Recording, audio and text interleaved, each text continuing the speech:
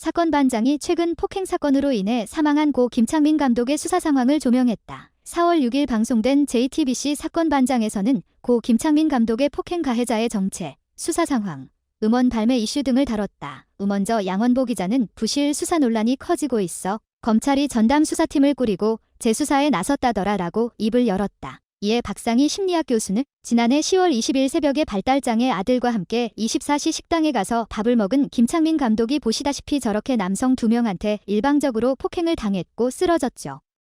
1시간 만에 뒤병원으로 옮겨졌지만 뇌사 판정을 받았습니다.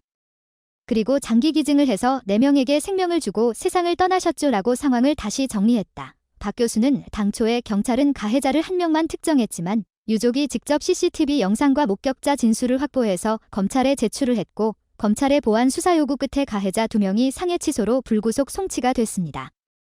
그리고 지금은 검사 3명과 수사관 5명이 전담 수사팀을 편성했고요. 과학 수사 기법과 의학적 전문성을 반영하겠다. 신속하고 엄정하게 보안 수사를 하겠다라고 검찰이 밝혔습니다. 라고 전했다. 그러자 양 기자는 첨언을 조금 드리자면 유족들은 초동 수사를 정말 엉망으로 한 경찰 그리고 또 영장을 기각했던 그 법원 이렇게 두 곳에 많은 좀 아쉬움을 갖고 계신다고 하더라라며 이 가해자들 지금 불구속 상태로 그 동네를 자유롭게 활보하고 있습니다. 그래서 이렇게 수사가 엉망진창이 되다 보면 말이죠. 손 변호사님 결국 흔히 말해서 네티즌 수사대가 등장하지 않습니까? 라고 물었다. 손수호 변호사는 실제로 지금 이 사안의 경우에도 가해자로 추정되는 두 남성의 사진이 온라인상 퍼지고 있다고 답했다. 그는 구체적으로 구리시의 한 조직폭력의 조직폭력단에 소속돼 있다는 말에 제작진이 직접 확인을 해봤습니다. 그런데 약간 정확하지 않은 것 같다. 사진 속의 남자 2명 중에 1명은 이 사건과 무관하고요. 또 다른 1명은 그 자리에 있긴 했지만 오히려 말린 사람이다. 이렇게 제작진이 확인을 했고 그리고 또 조직폭력배 의혹 관련해서도 해당 조폭 측에다가 물어봤어요. 그랬더니 이 유튜브를 통해 가지고 뭐라고 그랬냐면은 이 두 가해자 가까운 사이이기는 하지만 소속되어 있지는 않다라는 말을 했습니다. 라고 알려 눈길을 잡았다. 누리꾼들의 분노를 불러온 건 가해자 측의 음원 발매 의혹이었다. 양 기자는 가해자 중 1명이 힙합 앨범을 냈다는 의혹이 제기됐습니다. 라고 상황을 전했고 방송에는 가해자 일행인 동석자가 앨범 낸 것은 사실이다. 가해자 쪽 말은 언론에 떠들어도 검찰장이 수사한 내용이랑 180도 다른가 봐요. 합의도 여러 번 시도했는데 못했다. 그렇다고 얘기 들었거든요 라고 인터뷰한 내용도 전파를 탔다. 박지훈 변호사는 직의 가해자 중 1명이 지난달 17일 날 다른 사람하고 같이 힙합 앨범을 냈다고 합니다.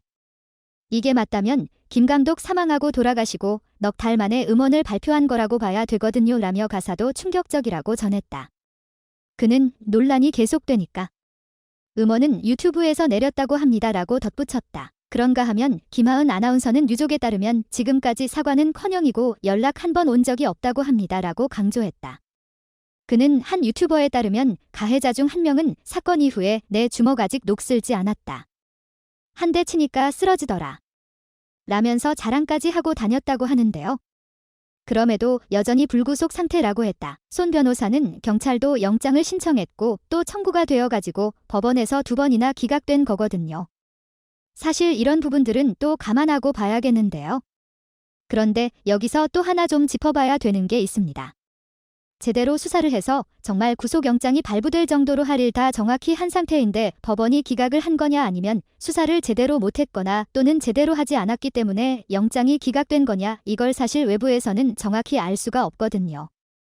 실제로 어떤 일이 있었는지에 따라서 평가가 달라질 수 있다라는 생각이 들고요 라고 설명했다. 그는 경기북부경찰청도 구리경찰서에 초동수사가 적정했는지에 대해서 지금 현재 확인을 하고 있다라는 입장이고요. 그리고 온라인상에서도 이 가해자들에게 엄벌을 요구하는 선언서가 계속해서 이어지고 있는데 특히나 증거가 없으면 수사가 제대로 진행되지 않는 경우들이 있거든요. 하지만 지금 이 사건은 영상이 있습니다. 그리고 범행 당시의 장면을 거의 그대로 확인할 수 있거든요. 그렇다면 누가 언제 어떤 행위를 했는지를 알 수가 있는데 그런데도 왜 실제 사실관계와 약간 좀 의문스러운 부합하지 않는 듯한 결과가 나왔을까? 여기에 대한 해명이 있어야 국민들이 납득을 할 것 같습니다. 라고 강조했다.